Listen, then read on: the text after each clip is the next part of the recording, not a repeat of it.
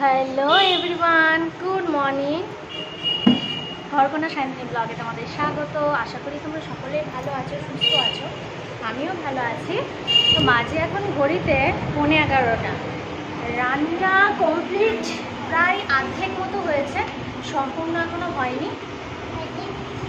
আজকে শরীরটা সকাল থেকে কিরকম ঝিমুনি ঝিমুনি লাগছে। আসলে এর আগের দিনও বলেছিলাম, কোমর তারপর তোমার পিঠের শির দ্বারা এতটাই যন্ত্রণা যে সকালে ঘুম থেকে না মানে একটানা একভাবে উঠতে পারছি না। এদিক ওদিক গড়াগড়ি খাওয়ার পর তারপরে উঠছি, মানে এতটাই কষ্ট হচ্ছে। ওই করতে করতে 7:30 8টা হয়ে যাচ্ছে ঘুম থেকে উঠতে। তো উঠে তাড়াহুড়ো শুরু হয়ে যায়। তোমাদের দাদাভাই ওই একটু মুড়ি জল আজকে খেয়ে গেল, আর মাম্মামকে খাওয়ালাম, আমিও খেলাম। আর ওদিকে রান্না প্রায় অর্ধেকের বেশি হয়ে গেছে, শুধু বড়াটা ভাজলেই হয়েছে।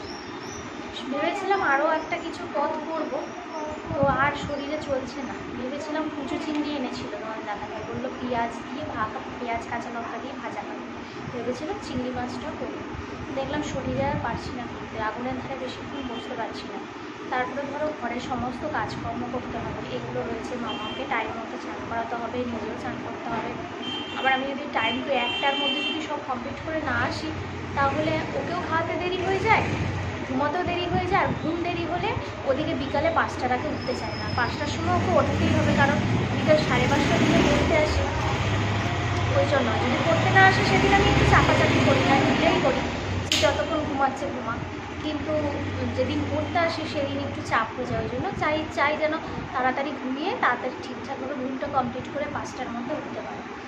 তো এইসব দিক ভাবনা চিন্তা করেই আবার তাড়াহুড়ো করে রান্না করছি। আর বেশি কিছু করিনি, চলো একবার দেখিয়ে দিই। রান্নাঘরের অবস্থা খুবই খারাপ, ঘর দর কিছুই পরিষ্কার হয়নি। শুধু ঘরের বিছনাটুকু তুলেছি। রান্নাঘরের এবড়ো খেবড়ো অবস্থা। রান্নাটা দেখায়, এই যে 2টো হাঁড়িতে ভাত। তো 2টো হাঁড়ির ভাত আমরা খাই না, এইটা ছিল কালকের ভাত অল্প কটাতে, ওটাও গরম করলাম। এখানে আছে মসুর ডাল, এই হচ্ছে কুঁদরি ভাজা, কুমড়ো ভাজা, কালকের একটু পটল কষা ছিল, সেই পটল কষাটা। আর হচ্ছে আমার প্রিয় জিনিস হচ্ছে এদিকে লোটে মাছের বড়া। তো এটা ভাজা হলেই হয়ে যায়। এখানে কিছুটা দিয়েছি, আর এই যে এতগুলো বাকি আছে, এগুলো ভাজবো আর একদিকে কাজ করব। বাসনপত্র চতুর্দিকে তো পড়েই রয়েছে। লোটে মাছের বড়া যদি হয় তাহলে আমার ডাল বা অন্য কোনো সবজি তরকারি বা কিছু না হলেই হয়, মানে দুটো বড়া হলেই হয়ে যায়। তো বড়াটা ভাজিয়ে তোমাদের দাদাভাই যখনই বাজারে যায় দেখে যে লোটে মাছ একটু ভালো উঠেছে, তখনই নিয়ে আসে। মানে খেতে ভালোবাসি, ও খুব ভালোবাসে তোমাদের দাদাভাই, আমিও খুব ভালোবাসি, ওই জন্য আরও নিয়ে আসে। আর প্রত্যেকবার লোটে মাছ সবসময় ভালো ওঠে না, কখনো কখনো সরু সরু ওঠে। সরু সরু হলে না খেতে বড়াও ভালো লাগে না, গায়ে তো মাংসই পাওয়া যায় না, ওই জন্য নিয়ে আসে না। আর যখনই দেখি একটু সাইজটা বড়, তখনই নিয়ে চলে আসে। আর তখনই আমাদের বড়া আর ঝাল হবে, ঝাল হোক আর না হোক বড়াটা হবেই। বড়াটা এত পছন্দ আমাদের। তো এই হচ্ছে আজকের রান্নাবান্না, বেশি কিছু করিনি। তো চলো আজকের ব্লগটা শুরু করলাম, এখান থেকেই দেখতে থাকো, সঙ্গে থেকো। আর মামাম দেখো এখানে কি শুরু করেছে। চাবিটাকে এরকম ভিজিও না, আমার জং ধরে যাবে। বাবা, সে কাগজ দিয়েছে, সে কাগজগুলো কুচি কুচি করে কী সব করছে। কি করছো তুমি? এটা কি রান্না হচ্ছে? এটা বড়া রান্না হচ্ছে। বড়া রান্না হচ্ছে। তো চলো এবার কাজগুলো শুরু করি, তোমরা দেখতে থাকো।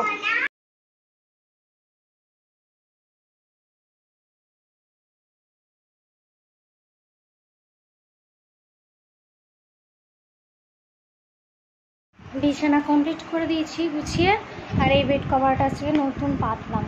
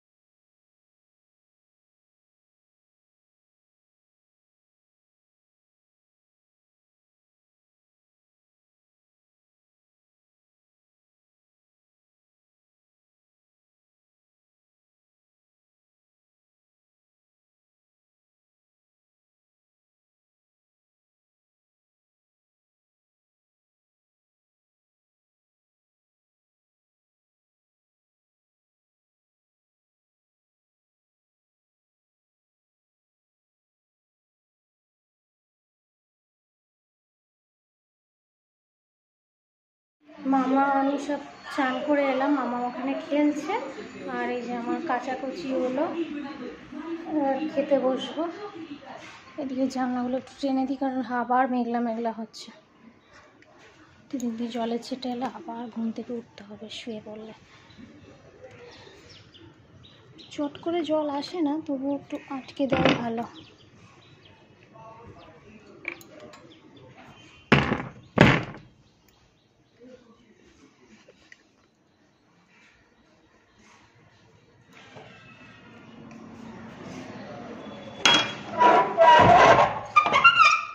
এবার খেয়ে নিই, পরে আবার কথা হবে।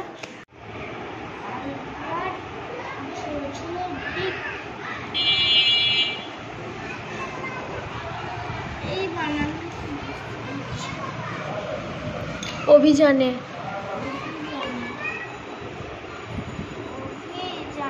লেখকের সঙ্গীর নাম কি?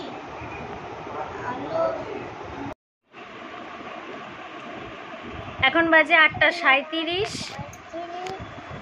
বিকালের পর থেকে তোমাদের সঙ্গে তো কথা বলাই হয়নি।